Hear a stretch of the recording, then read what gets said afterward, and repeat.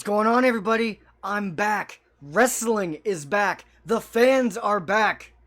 We are back. Weekly podcast can be coming back straight to YouTube. Because it's here.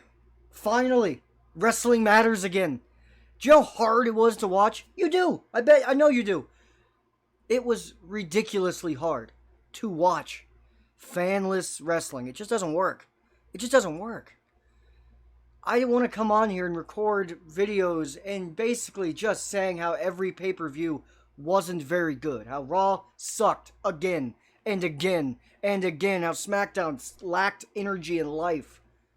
But that's what it was like. And the Thunderdome, no. It was the best they could do, I gotcha. But fuck. Wrestling is back where it needs to be. It literally is like someone turned a light on in a dark room. And I'm all for it. This is Unfiltered Wrestling. This is Money in the Bank 2021. I am Dan Unfiltered. And it's time to talk wrestling. Familiar, you're familiar. So if you don't know by now, then you should probably get familiar.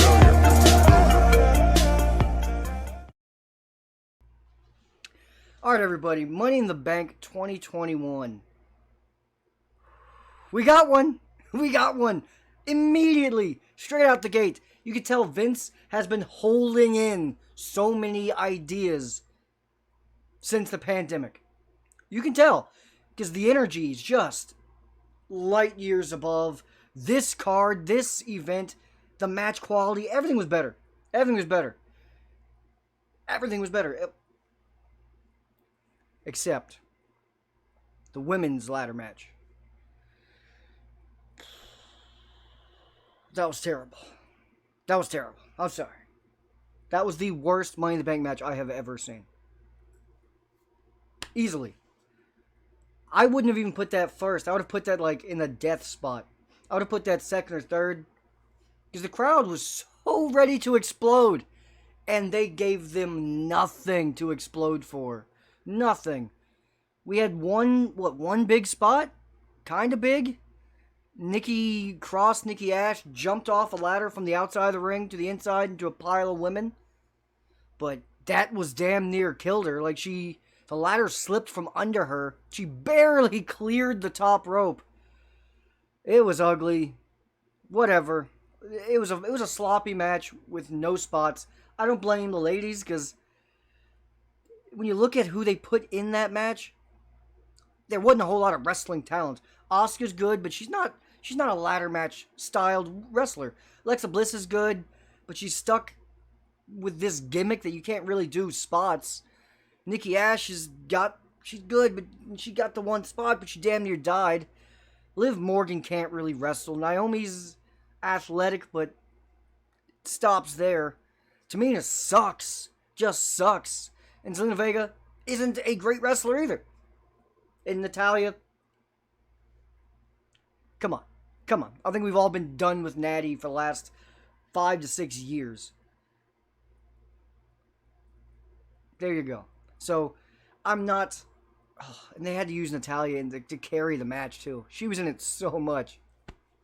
That tells you everything you didn't know here. But the biggest... I don't know if it's a problem or if it's a good thing. I'm kind of split. The ending... They set up 3 ladders and all the women were climbing at the same time, which happens in most ladder matches. But in every other ladder match ever, bodies start falling, ladders start getting pushed over, finishers start happening off the top, and either they're all gone, like all ladders down, all competitors down, and the crowd gives a nice applause to all the spots, or one person's left standing to climb and win. Here,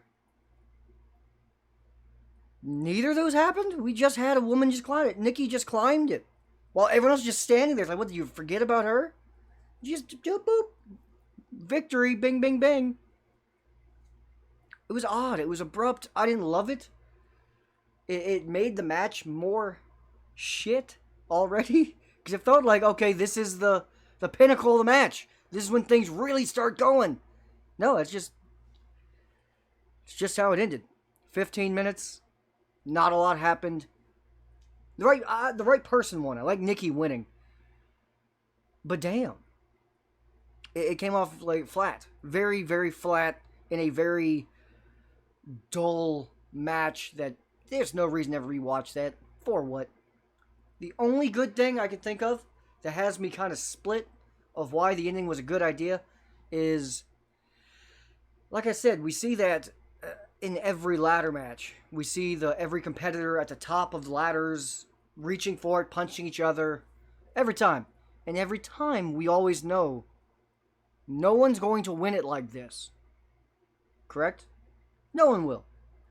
We're going to see moves and people start falling off, and then maybe one person will be left alone to grab it and win. But as long as everyone's still there, there's no threat. No one's going to win. This kind of gave us an example of, well, someone might. Someone might. So this does help the excitement for that spot for future ladder matches, because our brains will now be a little more trained to look out. Some douchebag might just climb up and grab it right now. So it helps that, but for this match, completely skippable. AJ Styles and Omos versus Omos. I always fuck his name up. They beat the Viking Raiders. This feels more like a Viking Raiders, I won't say restarts completely, but kind of. I don't know if you need to rebrand them, but I think it's time for them to turn heel. Something's got to happen. When the draft happens, they got to switch. They just need to be just repackaged a little bit. Keep them Viking Raiders if you like, but there needs to be a twist. They're done as is. And we're just waiting for Omos and AJ to become a feud. That's it. That's what we're watching the clock. We're waiting for that to happen. I'm assuming they're going to try to make it last till WrestleMania, is what I'm guessing. Because you can't do it at SummerSlam. Yeah, I guess Rumble or Mania. I'm assuming Mania is when they're going to blow it up. I've kind of got used to it. Omos is really getting a lot better in the ring, by the way. Like, way better. They're starting to use him while protecting him.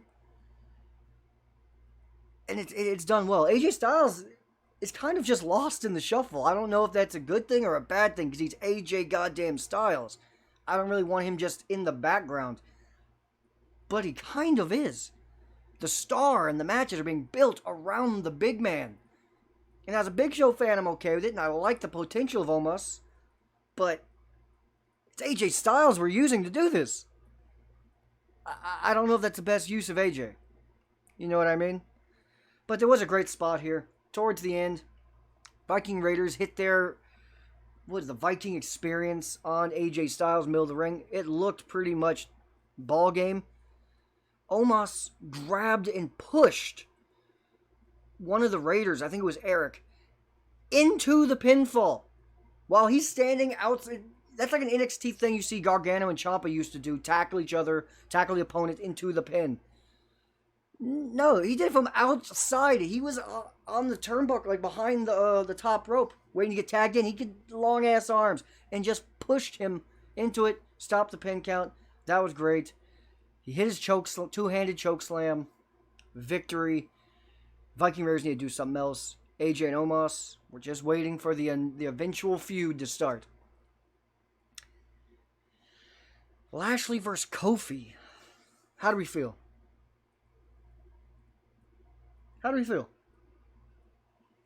Because I'm not sure here. This was a complete squash. Lashley destroyed Kofi Kingston. Which is good, because we're getting ready for Goldberg, apparently, at SummerSlam. But damn.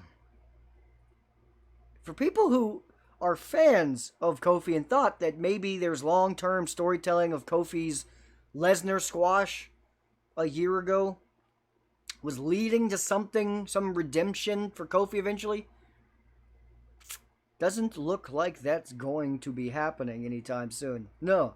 They're just using Kofi now to get more heat on Bobby and to make him look good.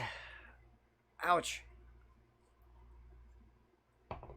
But New Day had a good night anyway. But overall, this is a match. Again, you don't need to rewatch, but I liked Someone had to be sacrificed.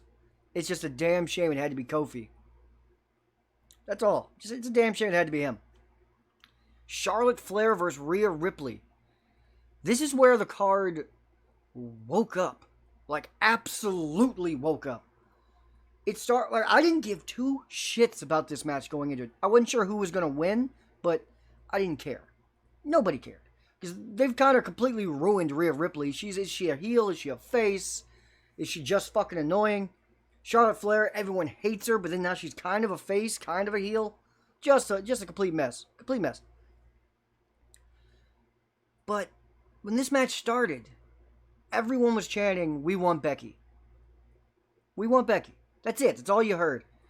Then Charlotte, she's the fucking best. I don't care if you're tired of Charlotte. I know she wins a lot. She's a little stiff. I don't give a shit. I love Charlotte Flair for moments like this. She makes it feel real. She makes it feel like a big fight. She just flicked off the entire crowd. Peacock and Kevin Dunn tried to cut the feed immediately, but they were late. They missed it. I could clearly see Charlotte flicking everyone off. It was awesome. And you could tell the crowd kind of respected it. It got some cheers. It got boos and then some cheers. People respect that type of shit. Charlotte's the best. The match then got really good. It went from all Becky chants to some small "This is awesome" chants to, by the end, full-blown "This is awesome" chants. They won everyone over, including myself. Arguably match of the night. It's up there. It's up there. It was really good. It's the best women's match WWE has put on in since the pandemic started, I guess. It has to be. It's better than anything they've done that I've noticed. For me, it does help. They do have a crowd, but still, it's probably the best match since the pandemic started. Charlotte wins by submission. Rhea Ripley taps out. How do I feel about her tapping? That always bothers me when you have certain characters tap, and she's kind of like a tough character. So it does hurt a little. But I think she'll be fine. You can end up just turning her heel, and no one will care. Charlotte's champion again? Fuck. A lot of people are going to hate that. I know that. But, hey, Rhea Ripley's title reign kind of was a stale, wet fart. It was. Like, she didn't do anything with it. Nobody cared. There was no direction. It was kind of just a failure. It flopped. Oops. Charlotte is now champion. And then we had the men's ladder match. Oh, wait. Can I just mention that the women's ladder match or the women's title match, Charlotte versus Rhea, was longer than the women's Money in the Bank match? Is that odd to anyone? It's kind of odd. You don't usually see that, especially when the women, like, good lord. It was a long title match. It was about 2 minutes longer. Then we had Big E, Drew McIntyre, John Morrison, Kevin Owens, Nakamura, Ricochet, or King Nakamura. I don't love it. Ricochet, Riddle, and Seth Rollins in the men's Money in the Bank ladder match.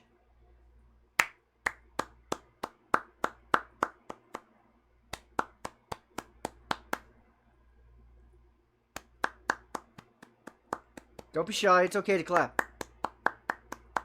This was fantastic. It was awesome. No complaints. Zero. Big E won, which I knew there was a chance. He looked like, when you look at who's in it, he's one of the favorites. But the way it was done was just so well. He hit the biggest ending of all time from the top of the ladder on Seth Rollins to end the match. Drew McIntyre, thank God, didn't win, because he had some moments where it looked like he was about to. And when you listen to the crowd, as much as I do like Drew McIntyre, and I bet a ton of people do, you could tell people are tired of him around the title picture. Anytime he was alone in the ring with a ladder standing, you could hear some boos as he starts to climb. That's a little concerning. So it's a good thing. He's done. I think he's doing Jinder Mahal going throughout SummerSlam. Good. Keep him there for a while. Let him get some momentum back. John Morrison, he missed a horrific spot. Like, it was worse. That was one of the worst botch moves I've seen in a minute. It was bad. Mr. Drip Drip went to the top rope and went for, I don't know what to call it. It's like a 450 splash, but he does it sideways. You know what I mean? He does it sideways. He's been doing this weird shit his entire career. It's one of the most beautiful moves to look at, actually. But he did not get the distance he needed at all. And he completely missed. I believe it was Nakamura laying on the ladder on the mat. He missed the move so bad. He didn't touch Nakamura. I think John's face even hit the corner of the ladder. It was a complete awful botch. I wish they could have done it again because it would have looked really nice. They didn't. They just moved on as if he hit it. Damn shame. It's a damn shame. Kevin Owens. My guy. Kevin Owens. Probably my favorite wrestler going right now. I thought for a second there he was going to win. There was about a 30-second period towards the end. It looked like KO was about to take it. He started stunning everybody. Every fucking thing that moved ate a stunner from Kevin Owens. Like everyone. Didn't matter. Pulled Ricochet off a ladder. Stunner. Nakamura. Eat it. Rollins. Eat one. Everyone. Stunners. Everywhere. Didn't happen. Damn shame. At least they're starting to treat Kevin Owens good again, though.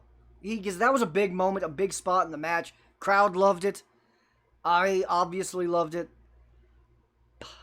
I need him to matter again. Put him back in the close to the main event level again. Get the hell away from the IC and US titles, please. Either feuds or titles.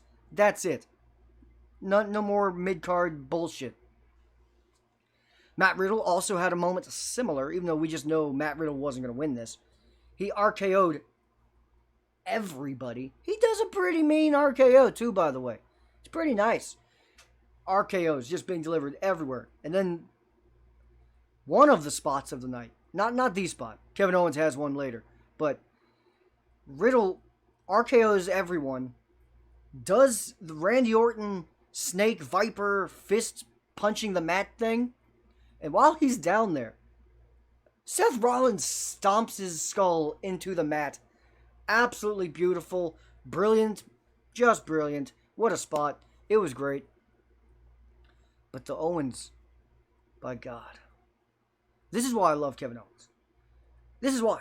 Because he eats shit all the time. Like, all the time. Earlier in the match, they set up a ladder on its side on the mat.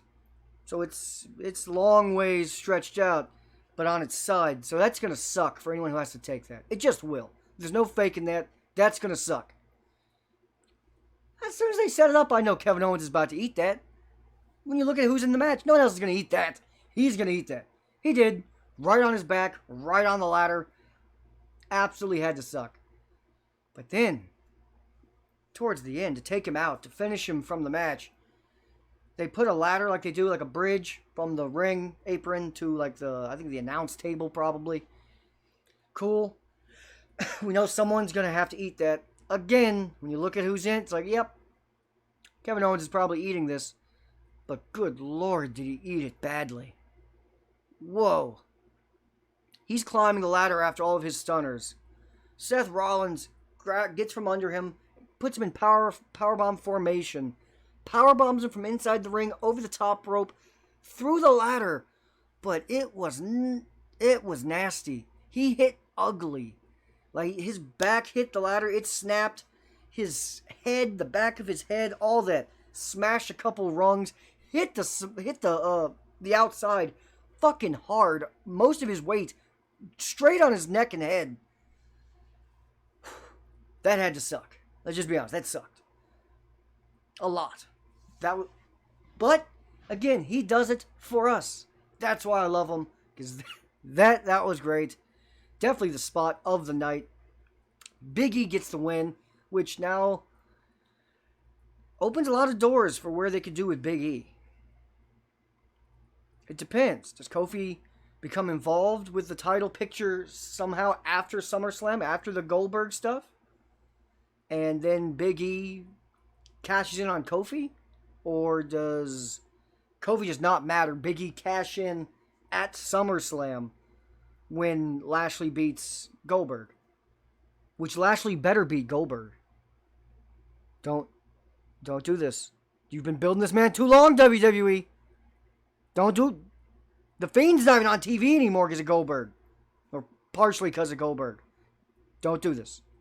You fucked Kevin Owens' entire career as a main eventer up with Goldberg. Don't do this. Lashley beats Goldberg at SummerSlam, period.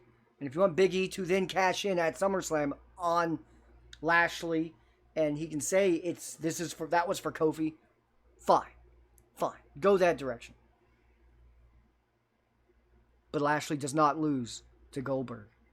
I gotta keep saying it because every time we think Goldberg is going to lose, he wins and destroys someone that shouldn't lose. But whatever. Then we had the main event, Roman Reigns versus Edge. This was a good match. It wasn't great. But it was good. The ending, too much. One, the match was too long. I think it was 30 plus minutes. Good fucking God. It was the same amount of time as the men's and women's Money in the Bank ladder matches. Yeah. No, don't do that.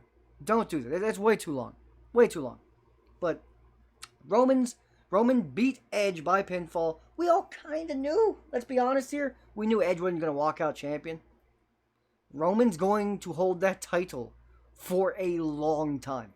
As he should. I can't even think of someone on the roster right now that should be beating him. No, I can't think of anyone. Maybe Cesaro could have, because the story was pretty good for that. It would come off like a fluke, and then Roman could just get it back off him. But there isn't anybody. No one's story is being told to be a Roman stopper right now. None of it would make sense. And do we want to see The Rock beat him at Mania? That's a possibility. Cena's not going to beat him at SummerSlam. That's not going to happen. So, Roman's holding this for quite some time. Edge is not going to be the guy that beats him for it. And the match was too long, but it was good. It was quite good. Edge still has it. Like, he does. Like, it's hard watching his matches since he's come back and thinking that he really wasn't medically cleared because of his spine not long ago. Because he wrestles beautifully. It looks like this, even with his age. He looks good. Yeah, the beard's a little gray. Yeah, his skin's a little torn up. A little busted up nowadays. But he moves perfectly fine. He looks great. No complaints with Edge. The ending got a little messy. I'll call it messy. A lot was going on. The Usos came out. The ref took a shitty bump. Like, he went down and was taken out. Edge fell into his leg, I guess, was what we're supposed to be thinking happened. And he fell like a buffoon. It was ugly. But whatever. Usos came out. They saved Roman, which now I'm starting to... Can we stop saving Roman? Don't do that. Not too much. Also, Seth Rollins then came in and did also save Roman. I mean, we're doing kind of... That's a little too much help. Roman is supposed to be like Thanos. He doesn't need that much help. He should be beating Edge mostly clean. If you want a small bit of help, fine. But this was a lot. Roman got a lot. It made it clear Edge would have beaten Roman if there was no interference. That's what it looked like. And there's a moment where Edge spears Roman at the end of the match that's supposed to make us think it's over. The camera crew kind of fucked it up. The ref was down, but a ref was starting to run from the back. Edge spears Roman, picks up, hooks the leg. Before the ref even gets there, the crowd, they count. They count. Even though there's not a ref, they count. Sometimes it gets like 8, 9, 10. Just to show how long that pinfall would have been. They go 1, 2. Roman the camera catches Roman kicking out of the crowd's chant. Yeah, he fucked up. He fucked up. I guess he thought that maybe the ref was already in the ring and they were counting with the ref. So he heard 1, 2. So he got his shoulder up thinking, oh shit, the ref is counting. Ref wasn't in the ring yet. The crowd was just counting. So that told me right then that there's no way Roman's not kicking out because he just did.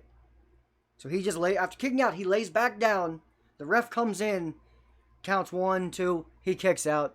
The crowd is still somehow shocked, even though you can see he just kicked out a second ago on accident. But whatever.